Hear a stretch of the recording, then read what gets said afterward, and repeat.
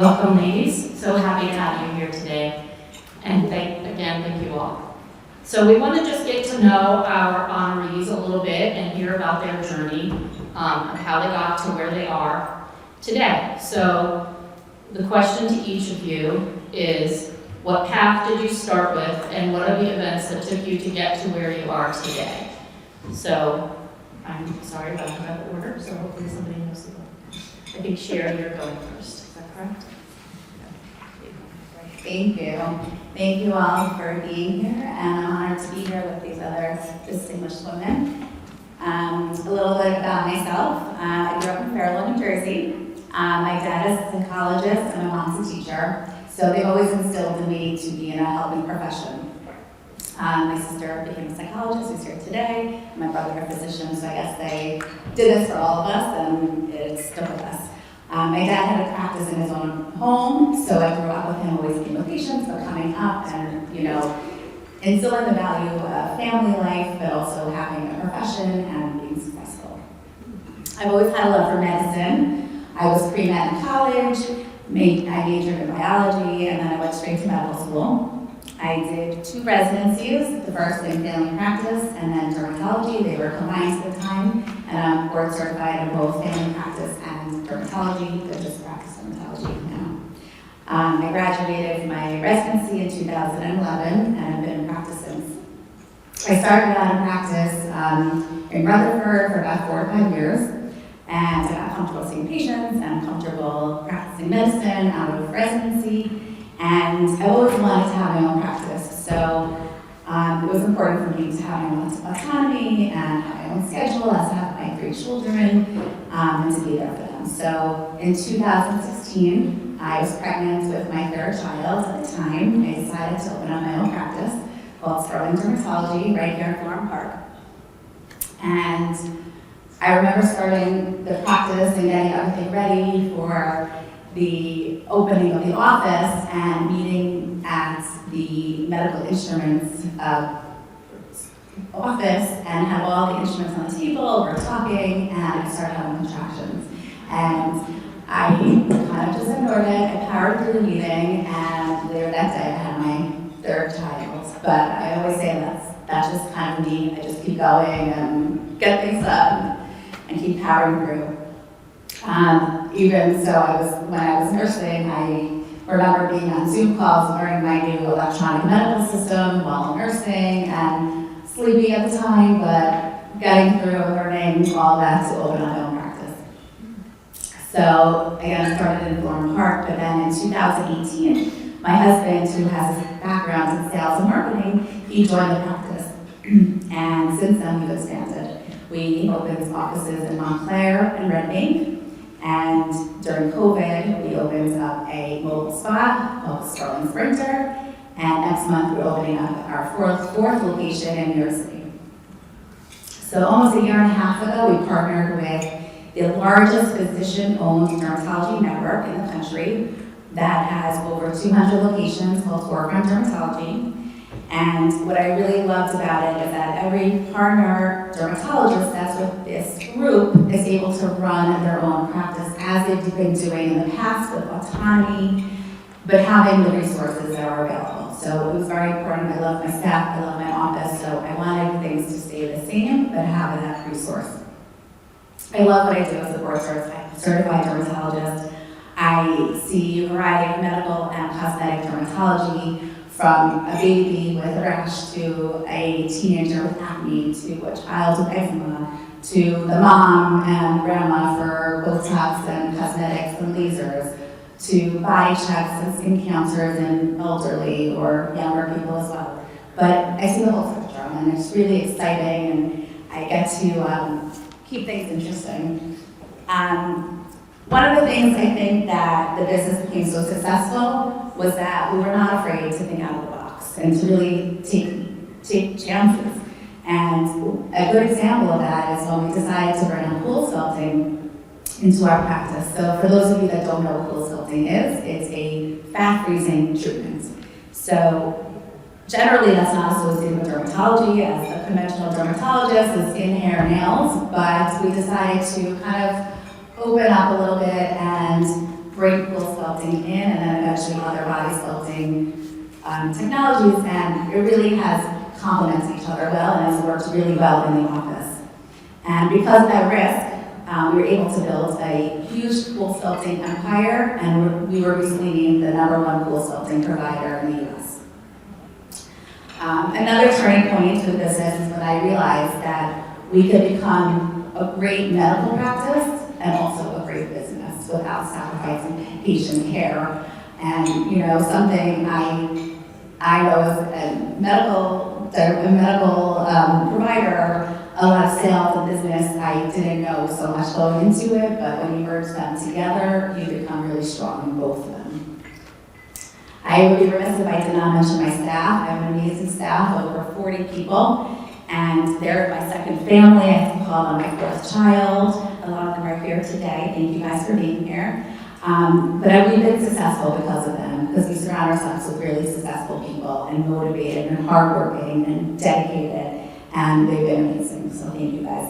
And the other thing is that we employ over 40 women all over the country. So we have 3 men on our staff, but the rest are all women, and that makes for a good, amazing team. Thank you.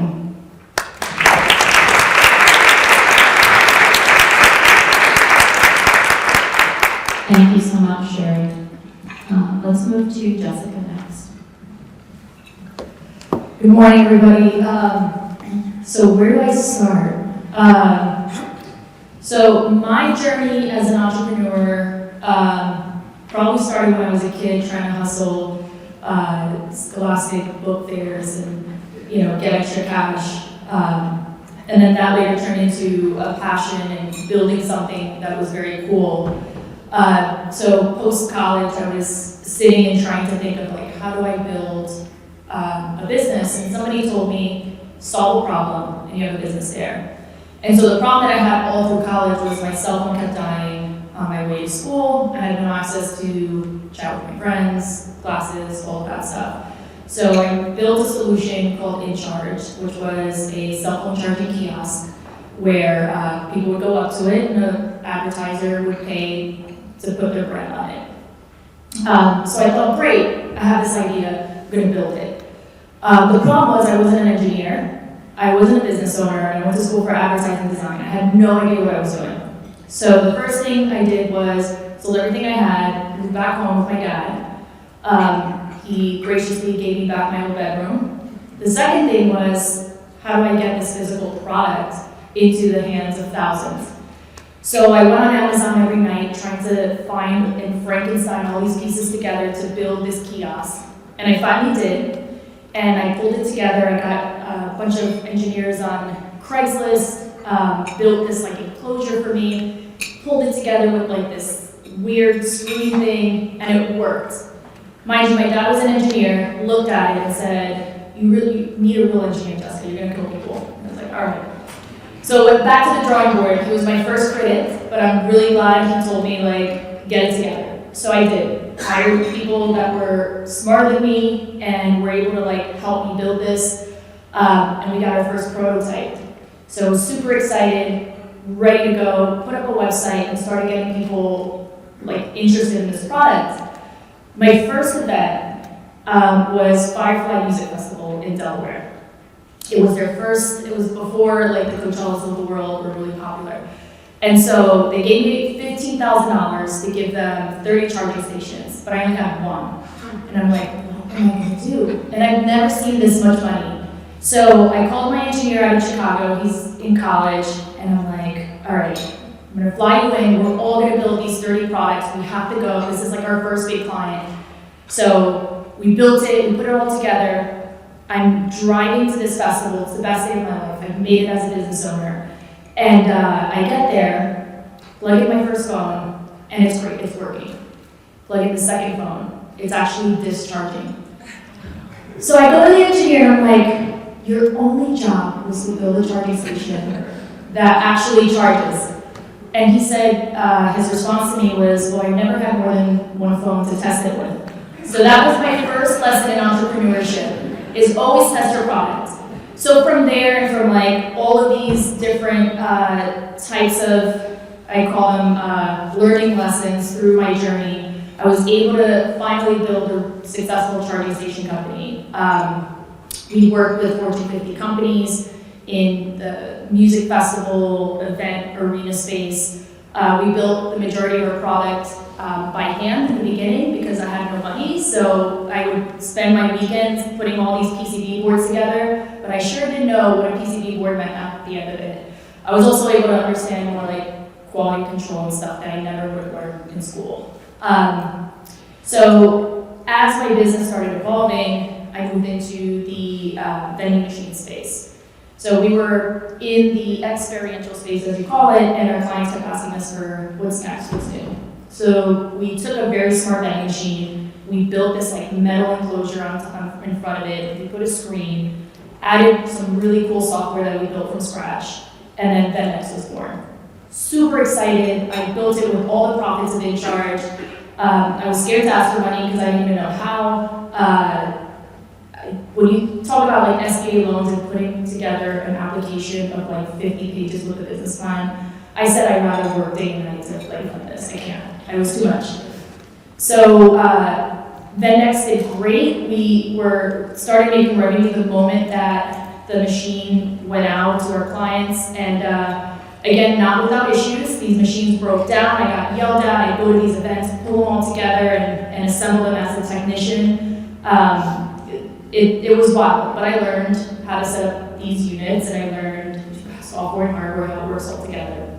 So we're super excited, on the up and up. I'm like, all right, it's time to start asking for money.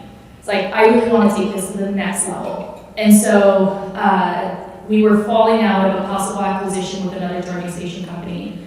And I said, all right, I'm going to start hitting the street, trying to get some investments. My second pitch, Newark Venture Partners invested in us, got some equity in VendX, and I was super excited. I'm like, next chapter in life. We got funding, we got people behind us, ready to go. 6 weeks later, COVID hit, and our business was obliterated, like most businesses. It was a wild time. So like everybody, I sat home and Netflix and chilled for 2 weeks, waiting. It was like free vacation, everybody's home, cool. Then it became 2 months. And now I started to worry. I had a kid on the way, I had one at home, who I desperately wanted back in daycare. It was a really tough time for moms. So I got back into my basement like a scrappy entrepreneur and started building again. I would go to Home Depot every morning, I'd wait in that brutal line because I only let one person in at a time, it was just crazy. And I, again, Frankenstein all these pieces together and found a solution for what businesses were facing, which is no access to any cleaning solution, and that was UVC light. So I found the only, I think it must have been 30 bulbs in the whole US, spent day and night researching, then went and bought all these contraptions to make a kiosk, and the kiosk was born. I was able to use it at my son's school, throughout New Jersey, and we kept building. We ended up, in the last 6 months of COVID, growing 300%. So we blew that into a disinfection technology company, air purification systems in thousands of schools across the US using UVC light. And that company got acquired about a year ago. So we made it through COVID. Now we're back in the event tech space, building some new stuff, and trying to make an impact in different ways. But that's my story. It's more about hustling and going through like the hard stuff. You know, the accomplishments are great, but like the lessons are really learned and like the hard stuff that you go through. So thank you guys.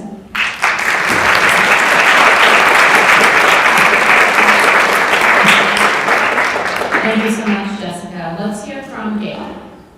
Tough act to follow. Tough acts to follow. Is my mic on? No. Hello? Thank you. Hello? Yes. So it's very difficult for me to sit between these two women, having heard what they said, and to not say, Jeralyn, oh, I'm from Jeralyn.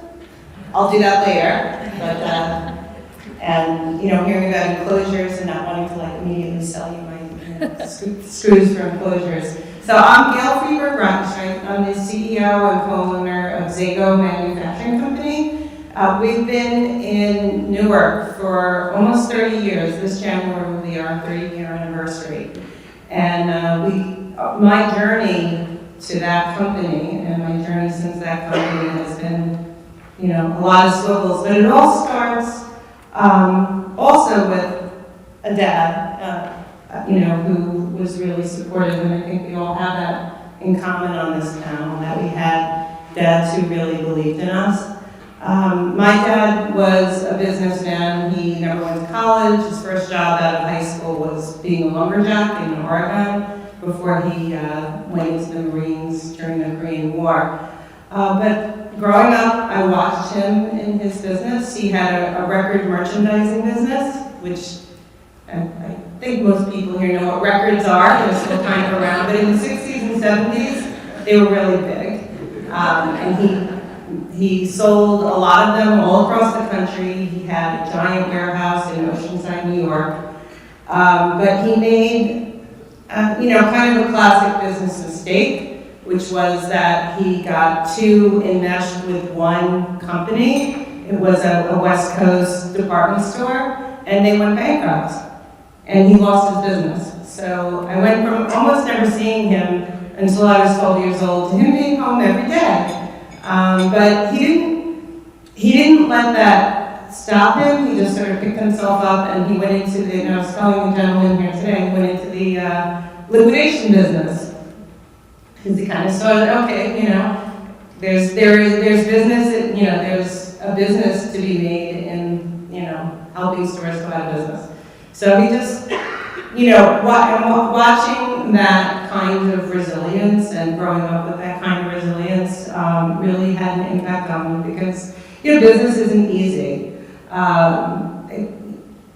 As much as I loved, you know, his business sense, I decided, you know, I was going to go to law school. And I practiced law for about 10 years. And during that time, my husband was an engineer for a small company, and he was very unhappy. And truthfully, I wasn't that happy as a lawyer. So, you know, we started thinking about how we could do something together and do something better together, you know, than what we were both doing individually. So I continued to practice law, and started financing our business. Started with my husband with a telephone, calling potential customers. We started at the incubator at NJBA. So, and I can't say enough about the support that we got from the state of New Jersey, from the city of Newark, to start our business. So we were just, you know, this little company, this incubator, and this is just, you know, our story is just a story of slow and steady growth. Never giving up, never getting discouraged, and you know, we went from there to another building in the Ironbound, and about 20 years ago we bought our first building in the South Ward of Newark, which is where we are. We're growing out of it, and I don't know if anyone's aware, but you know, buying industrial space now in New Jersey is really challenging, and that's the challenge we're working on. But you know, we grew our business over the last 30 years, but a business is more than a business, you know, and especially when you've had employees that are with you for a long time. You know, your business is, you know, it's a social service organization. Like you said, it's a family. Although, you know, they say when your company says you're like family, you should run in the other direction. But you know, we really do think of all of our employees as family, and you know, like our children, because most of them, all of them are young enough to be our children right now. We don't have any employee over the age of like 42. So, which is great, because so many of our employees came to us very young, and we were able to mold them in the culture of our company, and you know, which is a culture of caring and kindness, and that's really our mission. You know, is to have a business that really takes care of our employees, sees our employees as people. You know, we're sending, I think now 5 employees to college. You know, we're a small business. We're only 35 people or so, but 5 of them are going to college. We're taking kids right out of high school in Newark training them, and then basically coming back to them every 3 months and saying, are you ready to go to college? Do you want to go to college? Do you want to start a new degree? Do you want to start with a certificate? Do you want to go to the local community college? So this is our mission, is, you know, to build our company hand in hand with building our community.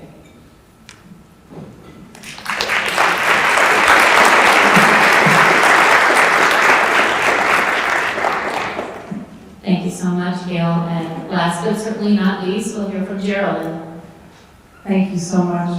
Good morning, everyone. My name is Jeralyn Lawrence. I'm the owner of a law firm, a divorce and family law firm, and also the current president of the New Jersey State Bar Association. Talk to you a little bit about my journey. I don't know if it's as interesting as these other 3 rock star women that I'm sharing the front of the room here with today.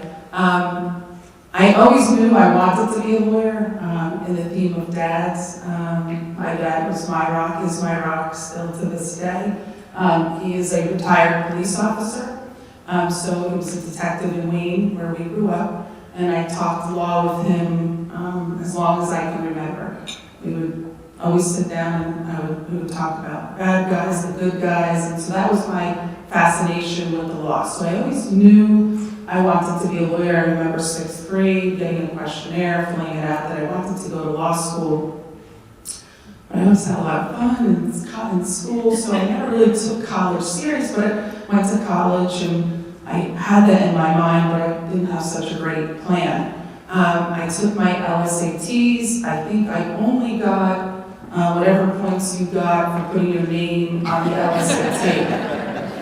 I could figure out the question, just not in the time within which they wanted me to. Like, they put you around the table on the question and say, Elizabeth's here, Michelle's there, where's Sally? Well, I had to draw it all out. And by the time I would draw it out, time was up. So I didn't do very well on my LSATs. I ended up being a legal secretary for Congressman Rodino, who was a wonderful man, and I realized as a legal secretary, I can be a lawyer. I see what these lawyers are doing, and I can do this. So I applied to law school. I got into a school in Michigan. I went there for a year. I did really well, very hard school. But then I transferred to Seton Hall, and I ended up graduating 2nd in my class there. Not because that I'm smart, it's because of how hard I worked. And I realized then that you don't have to be the smartest person in the room, you just have to be the hardest working person in the room. And when my friends were out partying in law school, I was doing practice exams. I was in the library and I was studying because nothing came easy. I'm looking at a tax lawyer over there, and when I had to figure out basis and taxes, I was like, you have got to be kidding me. And like-kind exchanges, I was like, whoever does this stuff? I don't know, but you have to learn these things. So I figured out how to do that and had a lot of success in law school, which led me to a clerkship in Essex County. I always thought I would be a prosecutor. That's what I wanted to do. In law school, I interned at the U.S. Attorney's Office. I did a summer internship at the State County Prosecutor's Office, and that's really what I thought I wanted to do. I saw the movie The Burning Bed with Farrah Fawcett, if any of you remember that. And if anyone remembers Farrah Fawcett, I say this to the younger kids, and like, who the hell's Farrah Fawcett? And I'm old. But Farrah Fawcett started this movie, The Burning Bed, and she was a victim of domestic violence, and she ended up killing her abuser, and I thought that was what I was going to do. I'm going to represent victims of domestic violence. I didn't even know that was such a thing. My parents still are happily married. They have set the bar ridiculously high. Thank God not everyone follows them since I'm a divorce lawyer. But, I had no idea that domestic violence exists. I'm going to help these women. Domestic violence affects everybody, women, men, rich, poor, black, white, educated or not. So I did my internships in the State County Prosecutor's Office, but then I got involved in law school in the family law clinic, and I got on my feet in court, and I loved it.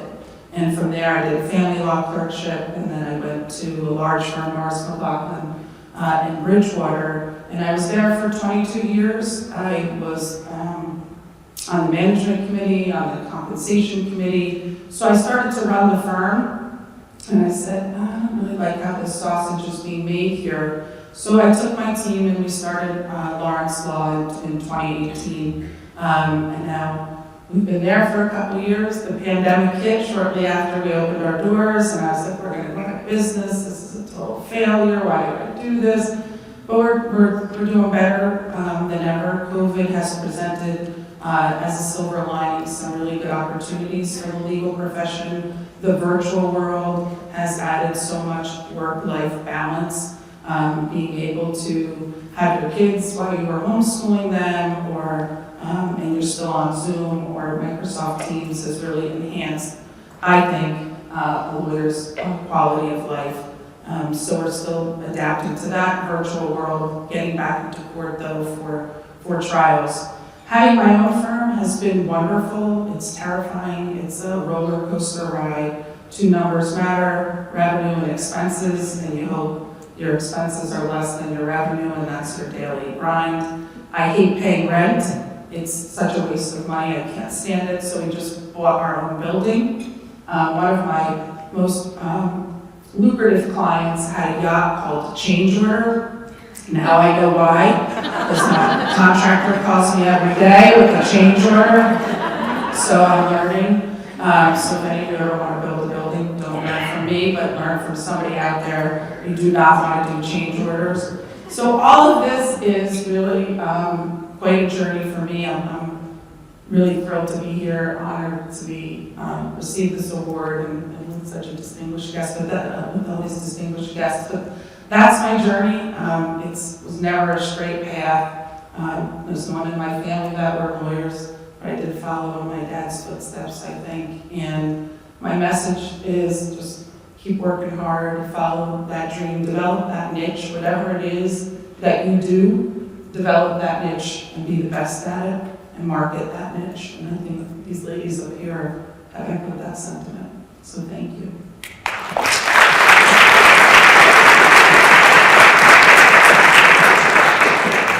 Thank you all so much for sharing. It was really inspiring, and this is not the first time I've heard your stories, and it's still inspiring, so thank you. So now on to some questions. So I think you might have heard this too, but when we first speak to our honorees and get to know them, we start to see certain things in common. And a couple of you mentioned this, so it's very evident that all four of you, your fathers played a very important and impactful role, not only in your formative years, but also as mentors for your careers. So the first question is going to go to Gail. So Gail, when we spoke, you said, I think it is important for women to have a parent who really encourages and believes in you. And that if it's a father, it is especially impactful. So why do you think it's especially important for a father to play that role for women? And I know you've spoken a bit about how your father influenced your business, but if you have anything more to add on that front. Thank you. Probably, it's especially impactful, or, was more maybe when I was growing up because of the place of women in society and because, a man's opinion was so important at that point. So, the way I looked at myself in life, I think it was, I'm I'm a daddy's girl, the apple of his eye, and having that kind of support and love and in the 70s when I was growing up, having a dad who didn't see, sex roles, and when I would ask him, what do you think I should be when I grow up, Dad? He said a doctor or a lawyer. So I thought those were the only two professions that you go into, but that's like that's a pretty high bar. So he had high expectations, but what I realized along the line was that all I really wanted to be was to be like him, which was successful in business, but also just a good person.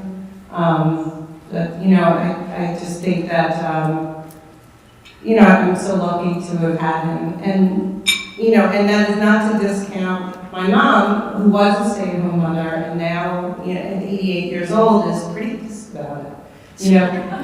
We hear about a lot of women her age who, they were feisty and they were fighters and they were ambitious, but a lot of women you know, they accepted the roles that they were assigned. They were very, very good at them, and they did a tremendous amount to nurture and support.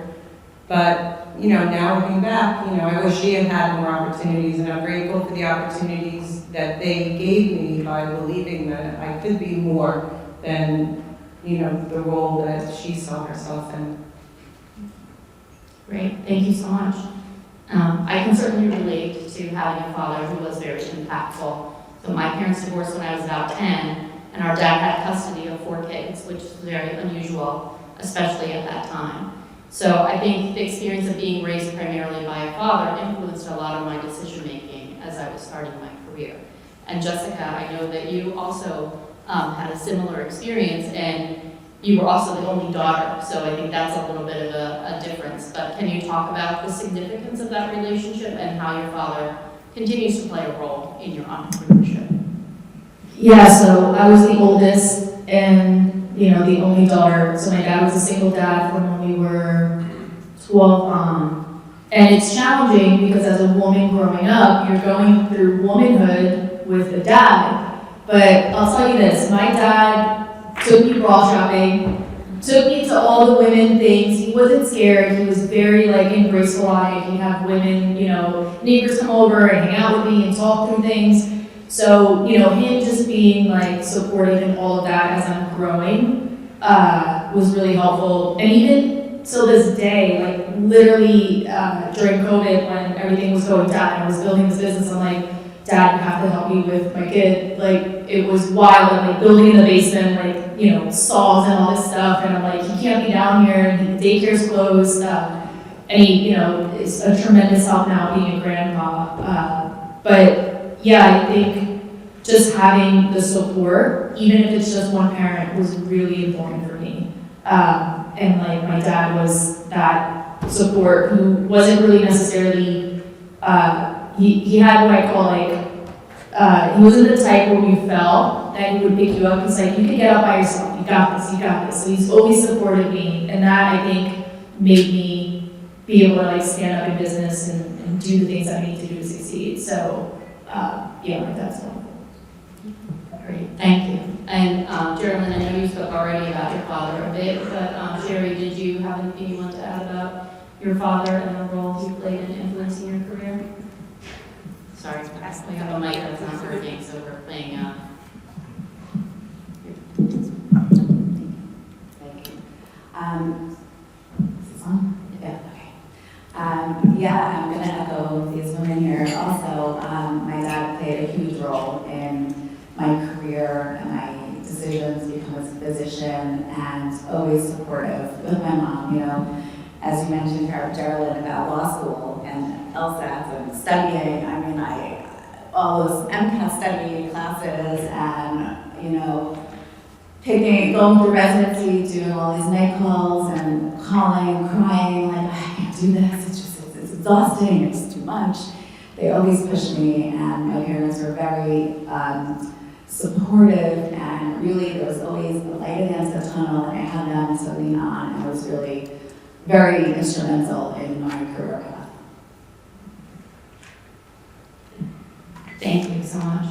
So we've heard a lot about how family plays a large part in shaping each of you as a business owner. So some of you also currently run businesses with family members, and that adds another dynamic that can factor into the success of your business. So Shari, you started your business on your own, as you mentioned, and then shortly thereafter your husband joined you and took on the role of managing and growing the business side while you focused on the medical side. So how do you think that has changed your business, and what do you see as the biggest benefit to running a business with your spouse? It's a good question. So he's here today, I'm back. So, you know, being a medical person and going through medical school or residency, you don't learn a lot about business. And my husband, who has a background in business and online sales and marketing, we really were like two pieces of a puzzle that fit perfectly, and they made us better. And it works really better because we complement each other. And I know my shortcomings, he knows his. It's challenging, I'm not gonna lie. I don't know the way you have to say about it. But It's challenging at times because we each have our strong opinions. It's hard to, I'm sure we're all type A personalities here that, want the control and keep everything under our control. But he's been a huge part of this, and there's this inherent trust in my husband that I don't know if I would have had in someone else, that I give him to kind of take over and to not work side by side, but he does what he does in his lane with the business, I stay in my lane with the medical, and we just work together. Great, yeah, it seems like you're both working for the same purpose at the end of the day, so I'm sure that brings you together. Gail, I know you also work with your husband. Is there anything you want to add about that dynamic? Oh, yeah, it's a blast. Yeah, managing a marriage, navigating a marriage and a business together, and 3 kids. It's a challenge. It's a wonderful challenge. And the longer that we've been in it, the better that we've gotten at it. But it was really hard until I would say about 15 years ago, we brought someone else into the business, a woman named Jackie Luciano, who's now our vice president, but we brought her in as a part-time bookkeeper. And she is now the 3rd person on the management team. So it's a much better dynamic now, that we have 3 people, and it could be, those 2 think one way and I think another way, but it really helps to, have other people in that decision-making, so you're not always at loggerheads. I also like it's 2 women and 1 man, because we just kind of gang up on him almost all the time. But then the other really important aspect of it is having different spheres of responsibility. I mean, my husband is an electrical engineer. He, sits in the office. He deals with, when a machine is breaking down, or things like that. I work more on the bigger picture issues, the policy issues, the going forward, future issues. So it's really worked out well in that sense, but it hasn't been easy, and it's something that you have to work at every day. We have to have respect for everybody, but we especially have to have respect for the people that we live with and work with, to get through. Yeah, absolutely. So Jeralyn, when we spoke, you talked about how the people that you work with in your practice and the people at the New Jersey Bar Association are like a family to you. So can you talk about the importance of work relationships and working together, and how you think that impacts your success? Sure. I think no matter what, whether it be your family member, whoever your work family is, whoever that village is, build a good village. And focus on having 4 quarters instead of 100 pennies. Who you surround yourself by is integral to your success, your physical health, and your mental health. So build that village and focus on good people. You can make a good person anything. You can make a good person a great lawyer, but you can't make a jerk anything. And I learned that the hard way. You're at a big firm, you want to hire these, pedigree people that sometimes are jerks, and you couldn't. I don't care if you're the best lawyer, if you're disloyal, if you're not honest. It just doesn't resonate. But so look at the quality of the person that you're hiring. Are they a good person? Are they loyal? Are they honest? Do they have integrity? You can develop that person to be the best lawyer in your law firm. Focus on that village. You are only as strong as your weakest link. So if you have a weak link, deal with it. It doesn't get better. It just gets worse. So make sure there's no weak links in your chain. Whether that be I'm married and I have 3 kids. So whether that's with my child care provider or my nanny or the preschool or the teacher or the person helping me get the kids to activities, you need to develop a team, because this is all hard. Whatever profession you're in, it's hard and it's a grind and you can't do it alone. So you just need to make sure that you have a strong village. And that's carried over through my presidency through the State Bar Association. I am so fortunate to be surrounded by an executive committee, other people in the ladder, as well as the leadership staff. When you're rowing the boat together, and when you make a decision as a committee, and whether everybody agrees or agrees that when you're making that decision, you want to hear all the voices because the decision's going to be better when you're collaborating. But when you make the decision, even the person that didn't support that decision, when that decision is made and you're in that boat and you row it together, you can accomplish anything. And that's really who you want to surround yourself with. And I think that that's why I'm enjoying my journey so much at the State Bar Association. Before I was president, I was chair of the family law section, and we got involved in legislation.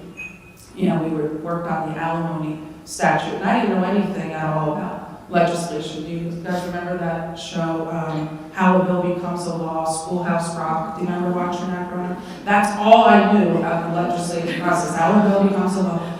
So now I'm chair of the family law section, and you're working with the governor's office and the assembly and the Senate, and you're trying to pass laws.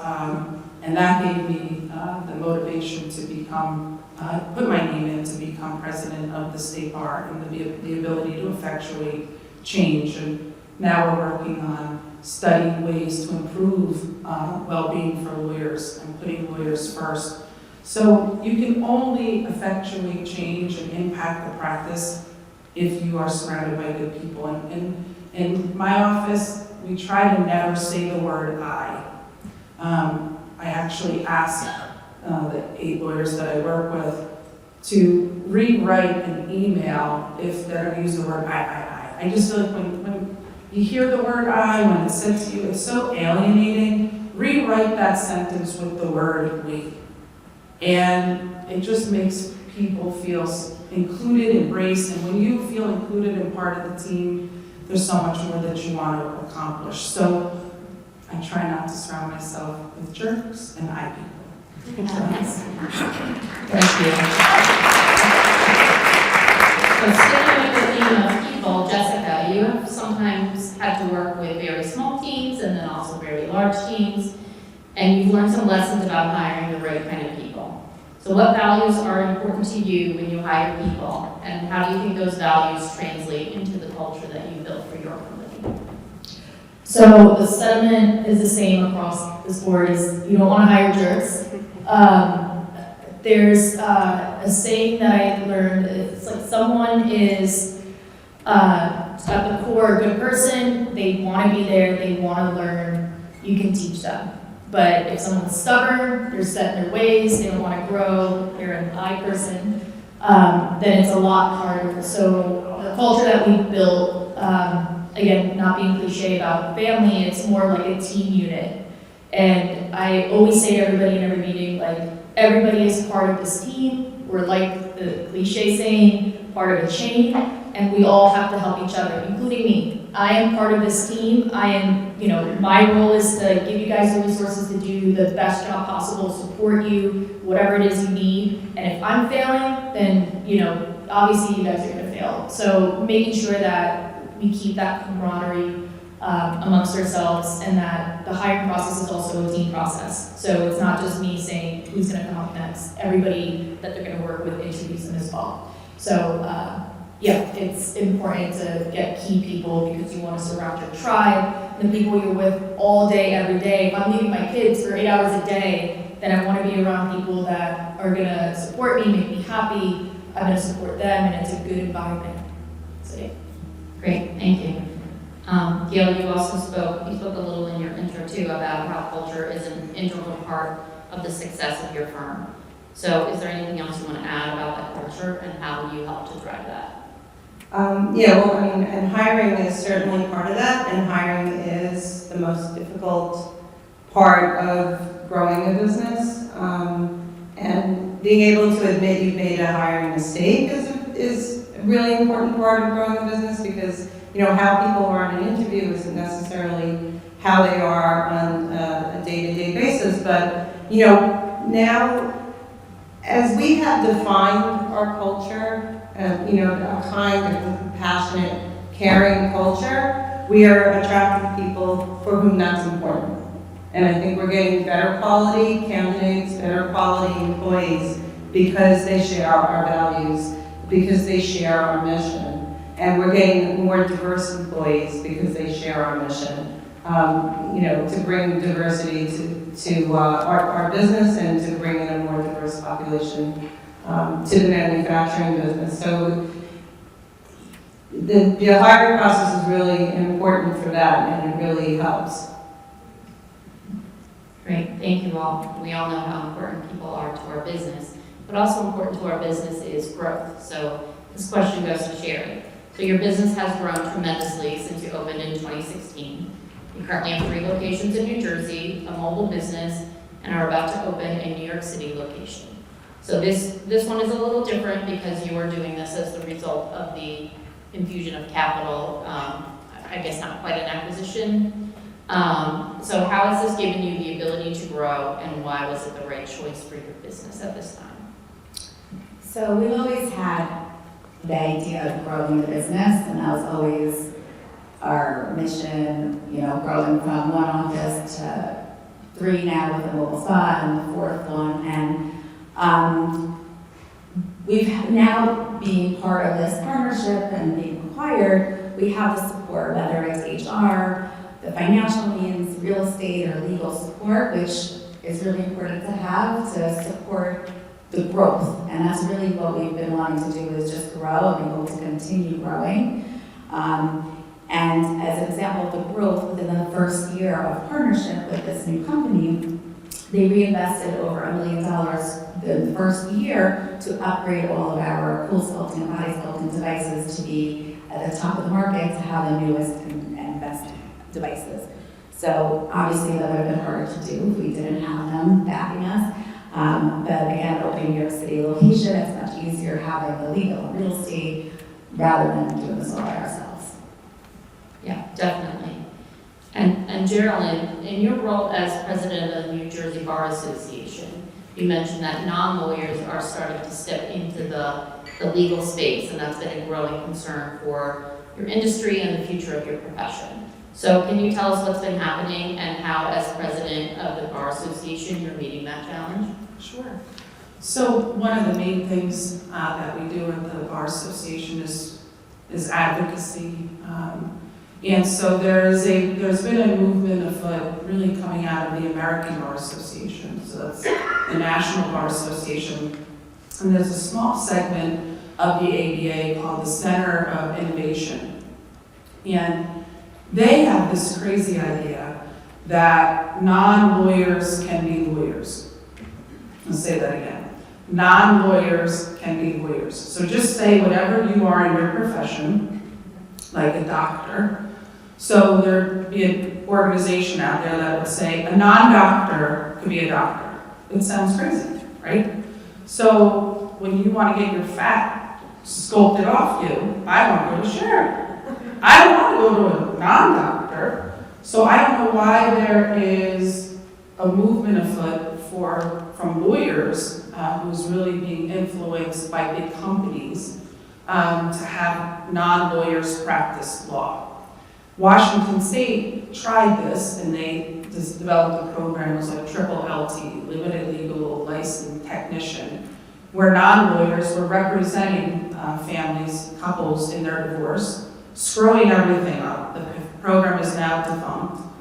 You don't know how many people they've harmed in the process. But they're not learning from that, and they're still continuing this dialogue so that big investors can come in, take over the legal profession, have non-lawyers practice law, and have non-lawyers own law firms. So we are opposed to that. They are trying to frame that as an access to justice issue, meaning people cannot, some people cannot, there's a segment of society that cannot hire lawyers. Lawyers can be expensive. So they're framing it as an access to justice issue. We were in Chicago a couple weeks ago, and we actually had a professor tell us that software will solve this problem. Software will replace lawyers, and human beings cannot solve this problem. So he was promptly booed off the stage, but they still continue with this dialogue. But we really think we can solve this problem. The State Bar Association has developed a program called Legal Edge. Bob Spangler of the State Bar is a computer whiz. And right, is this Morris County? Are we in Morris County? Or no? What county is this? Morris? So Morris County actually has rolled out this software called Legal Edge. And what they've done is they've matched 300 families who are litigants who would have gone to court without a lawyer with 300 lawyers that were willing to charge a reduced rate. So 300 people went to court being represented, and 300 lawyers who otherwise would not have been able to earn a fee, earned a reduced fee and helped this family. So that's what we think is the solution. There are plenty of lawyers out there anxious and willing to help. Lawyers are always volunteering their time, always doing a lot of pro bono work. So we just think it's more of a matter of matching these people, the people that are having trouble finding a lawyer or affording a lawyer, matching them with a lawyer that's willing to help them at a reduced rate. So we are fighting against Google's and Amazon's owning our law firms and non-lawyers being lawyers. So that's a big priority of our association right now. Yeah, thank you. So this next question goes to Gail. So not only are you a business owner, but you're also involved in politics in your community. So you said to us that the reason you got into politics is that you feel a sense of responsibility for the future generation. So can you talk to us a little bit about your role and why that's so important to you? Well, the real reason I got into politics is sitting in this room. Her name is Assemblywoman Lisa Swain, who was on the council in Fairlawn in 2016 and suggested to me that, that might be something I was interested in, which, I said, oh, of course, I'll never do that.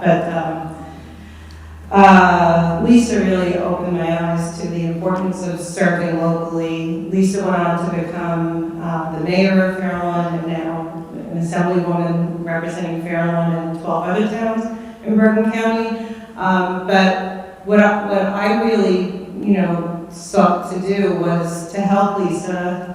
I wanted to get on the council to help Lisa and to really work on the future of our town. And I saw a number of issues in our town that, there was really not enough people working on, like the quality of our water.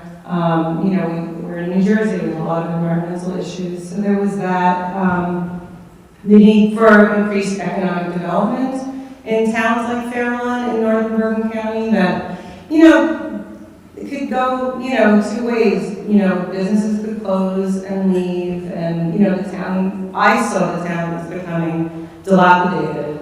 And as a businesswoman, it was important to me to step in and to really support our local businesses, and that's been a mission, and I think it's something that we're starting to see a lot of success at. I actually went down and looked at Metuchen, which underwent a transformation called the Metuchen Miracle, and I met with the people that were responsible for that and brought a lot of that knowledge to Fairlawn. But yeah, I think that when you see a void, you need to step into it and bring your skills to it. And you can't just sit around and complain about it. You really have to do the hard work to make things better. Yeah, excellent. Jeralyn, we're going to come back to you on your role as the president of the Bar Association. One of the issues you spoke about is the judicial system, and that's something you've been outspoken about recently, judicial vacancies. So can you tell us what's going on and how that impacts really everyone in this room? Well, I think it does impact everyone in this room. So yesterday we had a big day. Before yesterday, our Supreme Court, the crown jewel of New Jersey judiciary, had 3 vacancies. So I think it was 43% vacant, which is absurd. But yesterday we confirmed 2 Supreme Court justices, which leaves us with 1 vacancy, which is not good. We shouldn't have any vacancies on our Supreme Court. Worse than that, in our trial courts, right now we have 65 vacancies across the state, And our Chief Justice has said, Chief Justice Radner has said, for the judiciary to be able to function properly, the maximum it can have is 25 to 30 vacancies. So we are more than double that, and we have 11 retirements looming. So what does that mean to you? What that means to you is New Jerseyans are denied access to the courts. So throughout the state right now, there are counties where you cannot get divorced. They don't have judges available to you. If you have a custody battle, your custody battle cannot be handled. If you'd like to relocate out of the state with your children, there's no opportunity for you to do that because the judge can't hear you. If you can't agree as to where your kids should go to school, the judge is not available to hear you to deal with that in various counties throughout the state. We have litigants, defendants, alleged defendants, in jail right now that have been languishing in jail for months because they can't be heard. You have domestic violence cases our backlog there has increased 10 times. Landlord-tenant has increased, civil cases have increased, so if you were injured in a car accident or a slip and fall and you can't pay your bills and you're waiting for that settlement, you have a long time to wait. So what we've been trying to champion through the governor's office and members of the legislature is we need movement. That's the only way this problem can be solved. The governor needs to nominate judicial candidates, and the Senate needs to review and confirm them. And they're just not moving at a pace within which we need them moved. So people in this room likely, and if it's not you directly, it's somebody that you may know, that if you need to access the court, be heard by a judge on some type of dispute, the courthouse may very well be closed to you, which is not how our system was designed.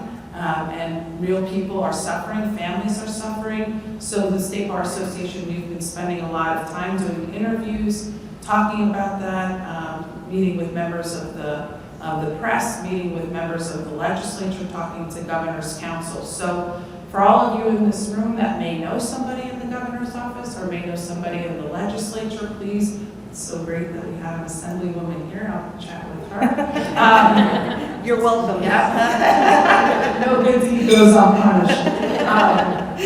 It's just important. It's important to get these seats filled because if you need that branch of the government, it's supposed to be available to you, and the court should not be closed to our citizens. So we're fighting hard to try to get that done. I'm not the moderator, so I don't know if she wants to. You have a question? Just a quick follow-up question on that. Jeralyn, do you know why we had this vast dearth of vacancies? There's only one answer, and it's not a politically correct answer, but it's the right answer, and that's because the governor and the legislature are not doing their job. I mean, that's we don't elect judges in New Jersey, so we have a process. The governor and the legislature, it's really the Senate, so it's not our kind assemblywoman over there, but they're not doing their job, and there's just not enough pressure put on them to do their job. And it's not until New Jerseyans, their constituents, start complaining to them that, hey, I have a landlord-tenant matter and I'm not going to be heard for 3 years. Or, my relative is sitting in jail for months now without being heard. What are you doing? And until there's some grassroots swell, and it's election season coming up, so they have to hear our voices. There are plenty of qualified candidates out there. At the State Bar Association, we have what's called the Judicial and Prosecutorial Appointments Committee. So we get to vet, the governor sends us through a compact, all of these candidates. And I should rephrase that. Because there's not a lot of them. They're not sending us a lot, but whoever they send, we vet almost instantaneously. But even if he appointed all of whom we vetted, you'd still have 40 vacancies. So they're just not moving with the sense of urgency that they need to move with. I mean, this is a catastrophic situation, I think. If you're trying to get divorced and you can't, the Star Ledger had a front page article a couple Sundays ago, and one of the litigants was quoted by saying, I think he was married 24 months, and his divorce is taking 36 months. And he says, when the divorce outlasts your marriage, you know the judiciary is non-existent. And that's just not what we want in our state. We have the best and the brightest. We have a wonderful judiciary. They are working incredibly hard. We didn't close for 1 minute when the pandemic hit. We immediately pivoted to virtual proceedings. So any backlog really can't be attributed to that per se. It's because we don't have enough vacancies. I was down in Burlington County. They are #1 in the county in not having a backlog, and it's because they have not one vacancy. So you don't have to be very smart, and you don't have to have a lot of common sense, but just look at that. So you're #1 in the county, and you have no vacancies. So let's bring that to all 21 counties. Great, thank you for sharing that. So you did bring up COVID, and of course, we can't have a discussion without learning about how COVID has impacted some of you and your businesses. So I'm going to start with Shari. So like many business owners, your business was impacted by COVID. Many businesses had to develop new models in order to survive. So how did you reinvent your business as a result, and how do you think that will shape the future of your business? Sure. So leading up to COVID, we had some of the best months of our business in terms of growth. Our Red Bank office was just opened beginning of March, and 1 week later was COVID and a shutdown. So here we are paying rent, getting everything ready. This is before our acquisition and merger, and we had to put everything on hold. So we furloughed about over 30 employees at the time. We shut down our doors for about 2.5 months. I did some virtual telemedicine visits online, but with dermatology, you can only do so much with that. So we did that, but my husband and I, one night, were sitting there drinking a glass of wine on a Friday night, thinking, what are we going to do? How are we going to sustain the business? How are we going to move forward with COVID? And one conversation led to another, and we developed the idea of a mobile spa. So hence was born our Sperling Sprinter, which is our mobile spa. And we decided that if people cannot come into the office, we are going to bring our procedures and us to them. So whether it be in their driveways, having a group of women or men, whatever it is, and one by one they come onto the Sprinter to get treatments, or go into a house in a COVID way, safe way, we decided this was the way to go. And within the first week of announcing the Sprinter, we've had over 100 inquiries and appointment requests. So there was such a demand for this. And now, getting past COVID, and as the time goes on, our mobile spa, the Sprinter, has become one of our biggest demand procedures and requests. And we're using it for corporate events, or for bridal parties, or just a group of people wanting to get together and have a little spa day. We did it for my daughter's bar mitzvah. A few months ago, we had the Sprinter come to my sister's house, actually, and have all my friends come for 20-minute hydrofacial right before the event. So it was a great idea, and it's just I hope it continues, and it's just a great making something good out of COVID, unfortunately. Yeah, thank you. And Jessica, you spoke a little bit about how you pivoted to the air purifiers and the UV light instruments in COVID, but you actually did more than just work on your own business, right? You were on part of a statewide effort to help New Jersey business owners, and you received an unexpected call from the governor. Can you tell us about that? Yeah, this was wild, because I was in my basement going through bankruptcy, and figuring out, okay, well, what's going to go, kid upstairs, how am I going to pay for this house? And I'm literally drilling into a piece of wood, this contraption to make this light come alive. And then I get a call, and someone asked me, hey, the governor wants to talk to you. Wants to ask you something. Are you good? I was like, okay, yeah, that's fine. So I get a call maybe 20 minutes later, And I honestly thought it was a prank. I really was like beside myself because I'm, in sweatpants covered in like wood chips, and he asked me to be on the Restart Recover Commission for New Jersey during COVID. I still don't know how he even got my number or why, I came to mind. But it was a great opportunity, because my business was struggling, to be able to hear the voices of hundreds of other businesses within New Jersey. We led tons of like Zoom calls, trying to figure out like what can the state do to help. It was wild being on that panel because I was like the youngest, I was a Latina, I was a mom, I was next to like Ben Bernanke. I'm like, what the hell? Like it was wild.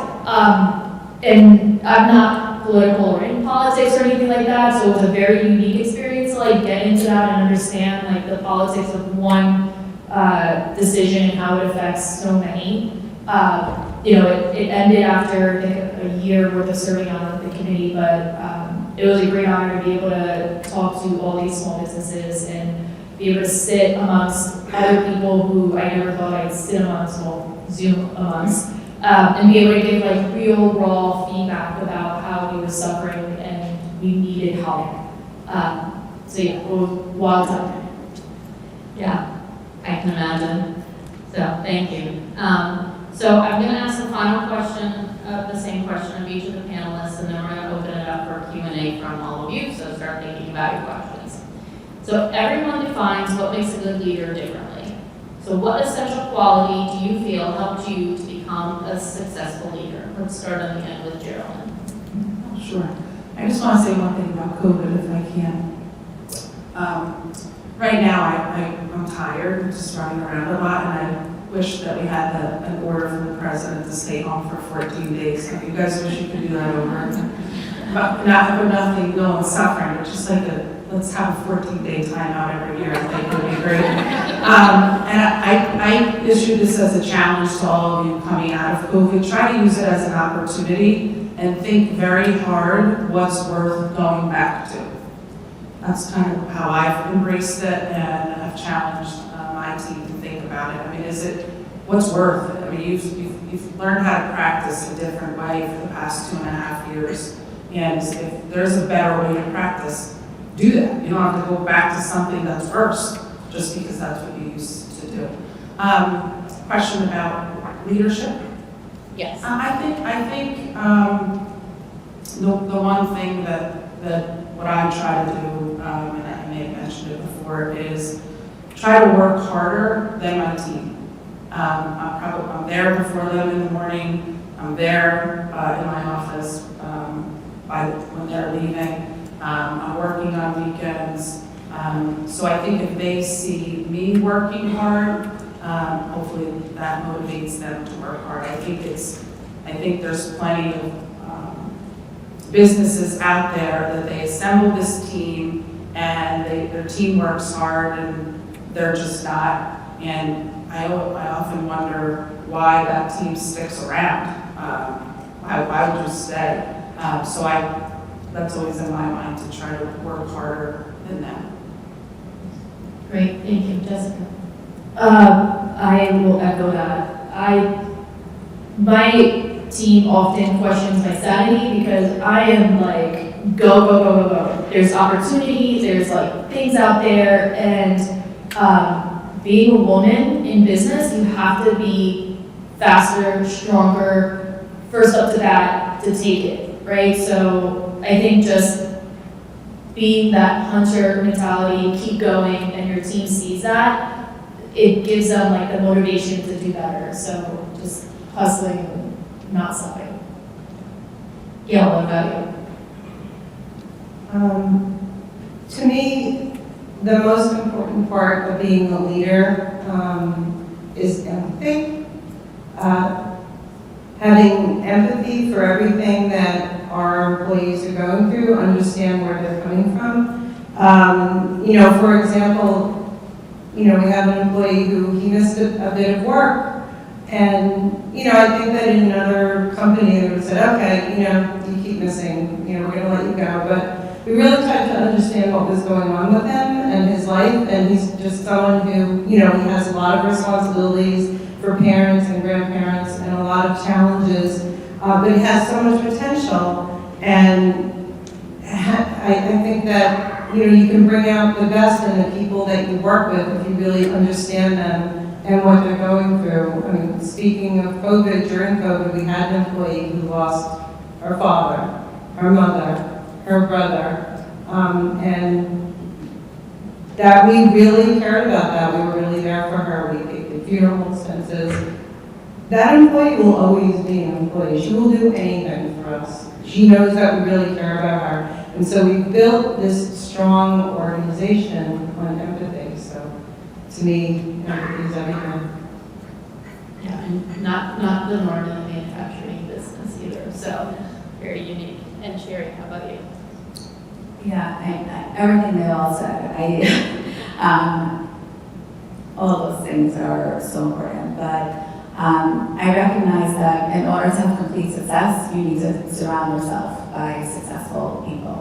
And like we said before, I like to be in control and do everything myself, but I think a big part of being successful is to be able to delegate other people. I am not going to know everything. I'm the first to admit that, but some other people are much better in different things. So delegating and giving other people responsibilities and surrounding yourself with A+ people and giving them the ability and strength to grow and blossom themselves and to take off and to unclip their wings and to really grow is so important.